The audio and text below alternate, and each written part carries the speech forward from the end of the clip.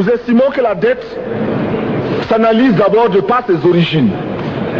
Les origines de la dette remontent aux origines du colonialisme. Ceux qui nous ont prêté de l'argent, ce sont ceux-là qui nous ont colonisés. Ce sont les mêmes qui géraient nos États et nos économies. Ce sont les colonisateurs qui endettaient l'Afrique auprès des bailleurs de fonds, leurs frères et cousins. Nous étions étrangers à cette dette. Nous ne pouvions donc pas la payer. La dette, c'est encore le néocolonialisme où les colonisateurs se sont transformés en assistants techniques. En fait, nous devrions dire qu'ils se sont transformés en assassins techniques. Et ce sont eux qui nous ont proposé des sources de financement, des bailleurs de fonds internes que l'on emploie chaque jour, comme s'il y avait des hommes dont le bâillement suffisait à créer le développement chez les autres. Ces bailleurs de fonds nous ont été conseillés, recommandés. On nous a présenté des montages financiers alléchants, des dossiers.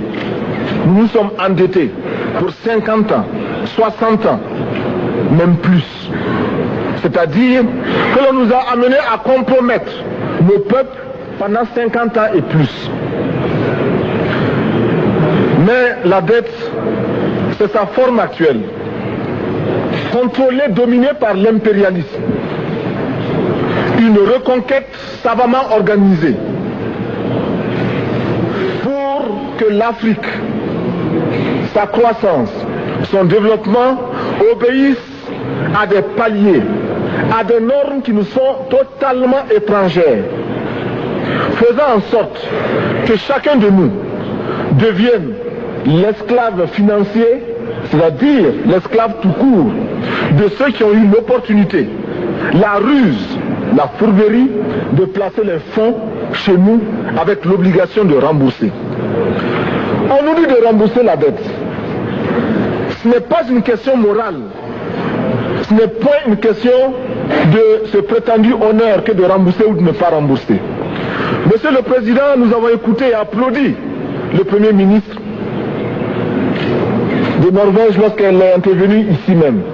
Elle a dit, elle qui est européenne, que toute la dette ne peut pas être remboursée. La dette ne peut pas être remboursée.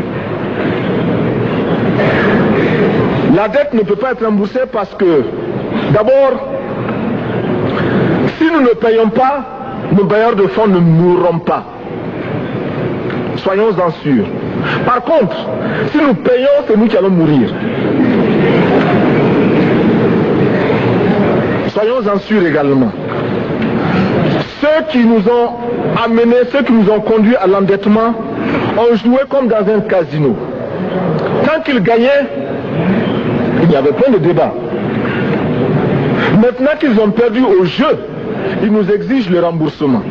Et l'on parle de crise. Non, Monsieur le Président, ils ont joué, ils ont perdu, c'est la règle du jeu. La vie continue.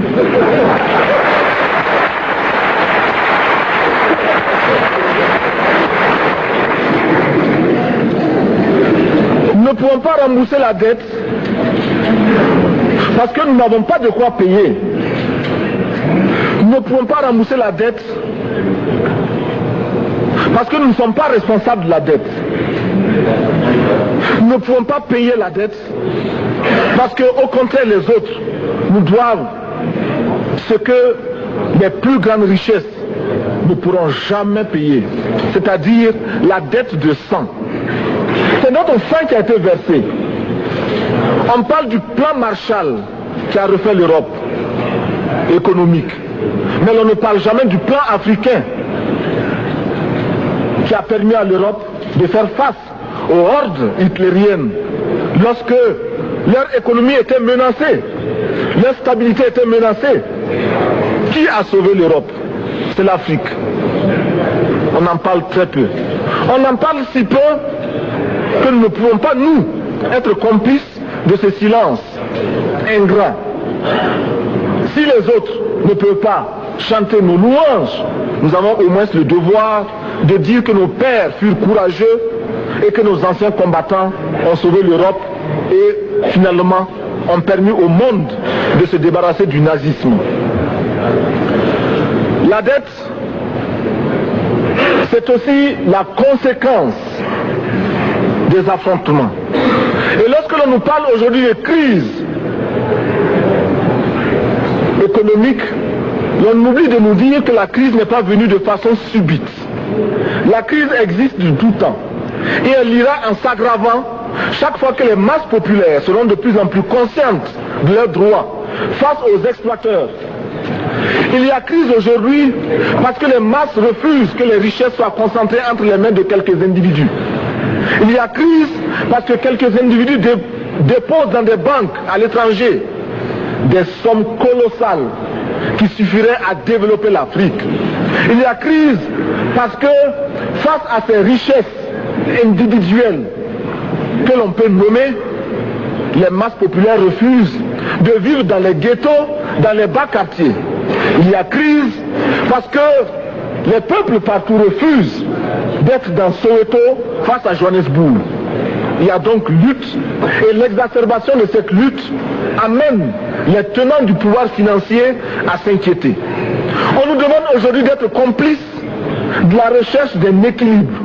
Équilibre en faveur des tenants du pouvoir financier, équilibre au détriment de nos masses populaires.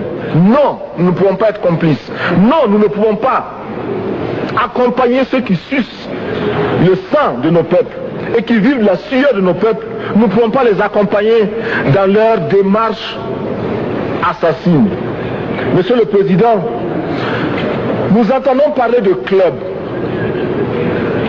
Club de Rome, club de Paris, club de partout. Nous entendons parler du groupe des 5, du groupe des 7, du groupe des 10, peut-être du groupe des 100, et que sais-je encore. Il est normal que nous créions notre club et notre groupe. Faisons en sorte que dès aujourd'hui, Addis Abeba devienne également le siège, le centre d'où partira le souffle nouveau, le club d'Addis Abeba. Nous avons le devoir aujourd'hui de créer le front uni d'Addis Abeba contre la dette. Ce n'est que de cette façon que nous pourrons dire aux autres, en refusant de payer la dette, nous ne venons pas dans une démarche belliqueuse. Au contraire, c'est dans une démarche fraternelle pour dire ce qui est. Du reste, les masses populaires en Europe ne sont pas opposées aux masses populaires en Afrique. Mais ceux qui veulent exploiter l'Afrique, ce sont les mêmes qui exploitent l'Europe. Nous avons un ennemi commun. Donc, notre club parti d'Addis Abeba devra également dire aux uns et aux autres que la dette ne saurait être payée. Et quand nous disons que la dette ne saurait être payée, ce n'est point que nous sommes contre la morale